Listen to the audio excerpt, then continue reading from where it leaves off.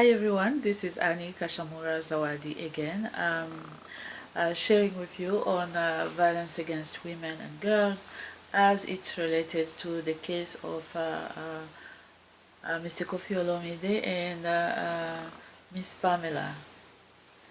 So in our previous two previous videos, first we looked at the general status of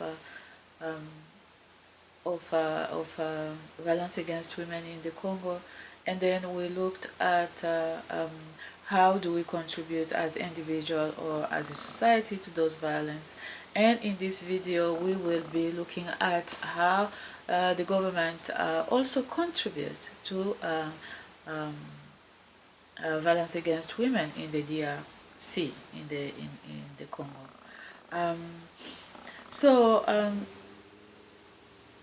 In the two first video, we learned that we all now agree that violence is wrong. We also agree we should come to the consensus that violence is not tolerable, it's not justifiable, it's not negotiable, and it's not acceptable. And we also have learned that we should not protect the abuser. We should protect the victim. And we also shared with the victims that to be strong and to not be the one protecting the abusers as well. So in this video now we will look at the reaction or lack of reaction of the Congolese government. Like we said, we saw in the past months or so when Mr. Koffi attacked Miss Pamela, the Kenyan government did react vividly and promptly. They followed the procedures, and he was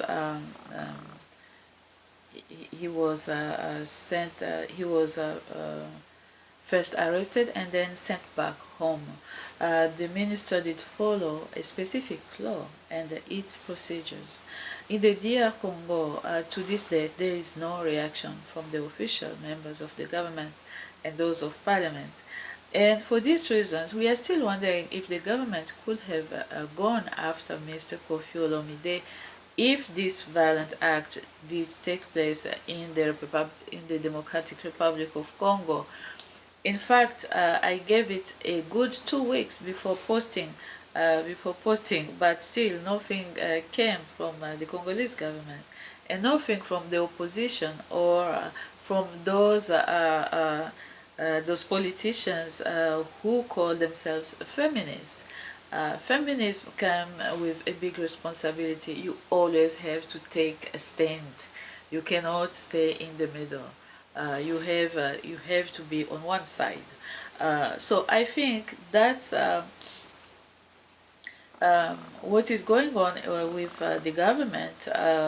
One of the reasons for them to not go publicly against Mr. Koffi Olomide would be, for instance, that he does represent a big force in the electoral map. Just think about it. All these people behind Koffi Olomide, I think the politicians are all counting on. They don't want to have these people against them.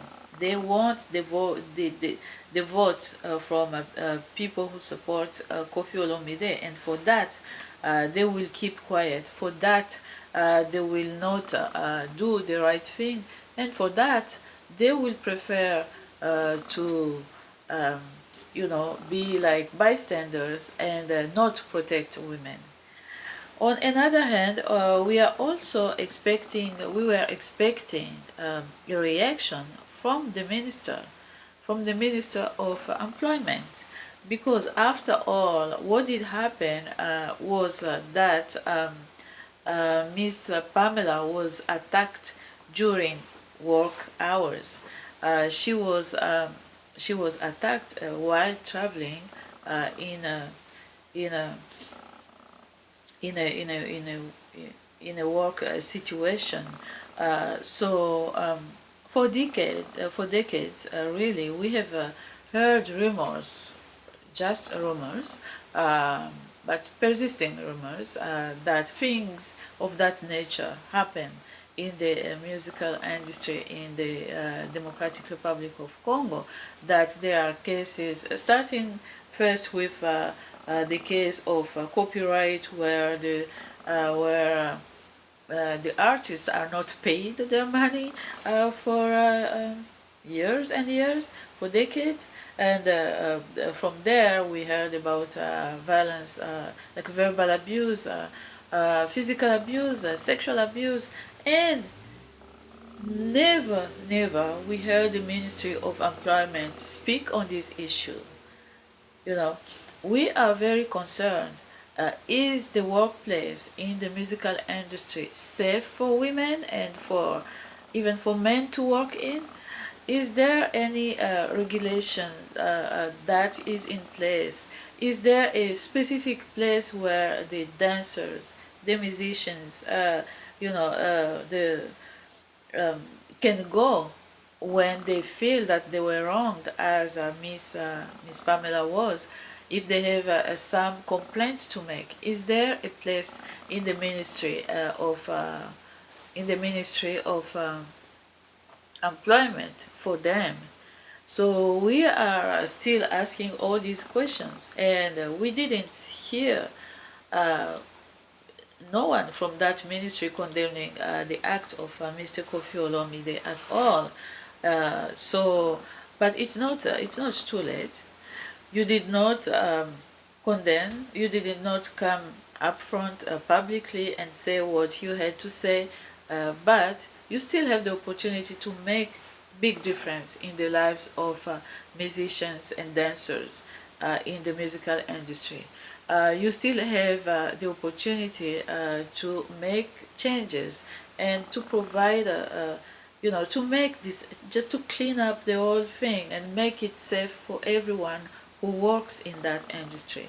You still have the opportunity to bring the people together and tell them what are their rights, what are those rights, and make them respected by the employers as well as by the employees.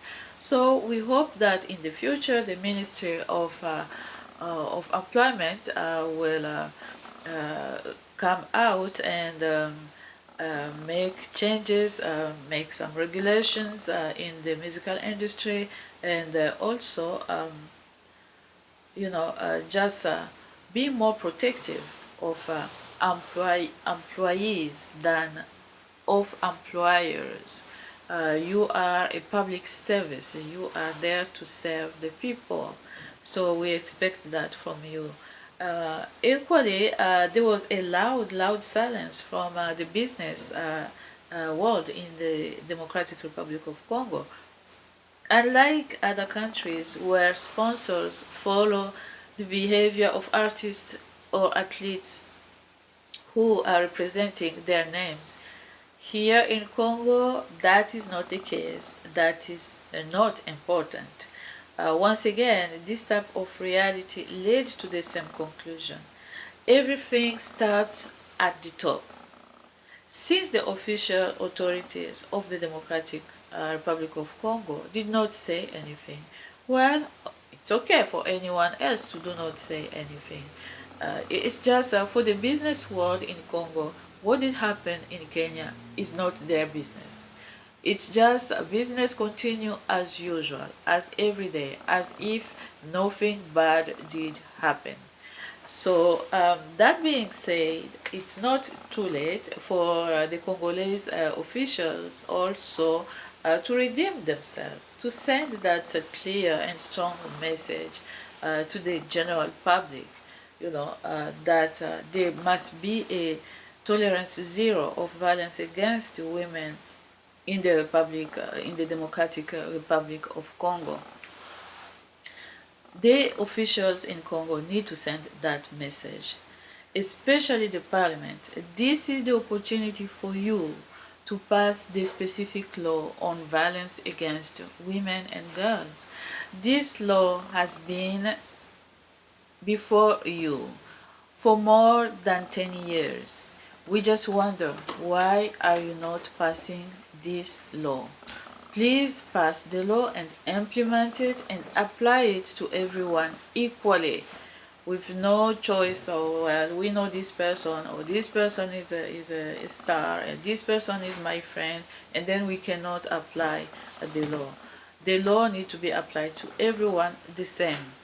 So if you're not passing this law, and if you don't take this chance now to pass this law, we are just wondering, why is that the case? Why is that so, that you're not passing this law? Is that because most of you parliamentarians are living in an abusive relationship, and that this law will not be favorable to your lives? That is a big question. So we truly hope that you will do the right thing this time and pass that specific law. And right now we are calling on Mr. The Honorable Zachary Bababaswe, because you have been the lead in exposing what did happen with Mr. Koffi Olomide and Pamela. We are really counting on you to be also the leader in the parliament. When you come back in the next session, please, Mr. Zachary Bababaswe, be the lead and push that law forward so it can be passed.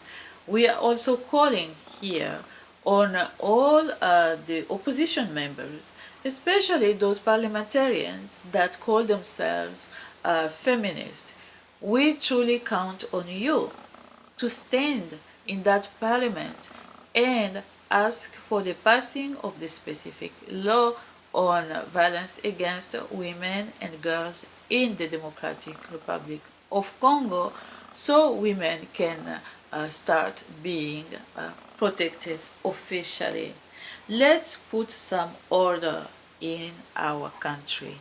Let's not pass this incident that is of a global nature just as something that we call fait divers. No, it's not a fait divers. This is everyone is looking at us right now, so we really need to bring about the change that is needed for us to move forward, and for men and the women of Congo to be protected. So that was the video for today. I hope you have enjoyed it. I hope you will continue to comment right here under the video. Let's continue the dialogue. It's very important. Thank you so much, and next time we will bring another piece of education on this series. Thank you.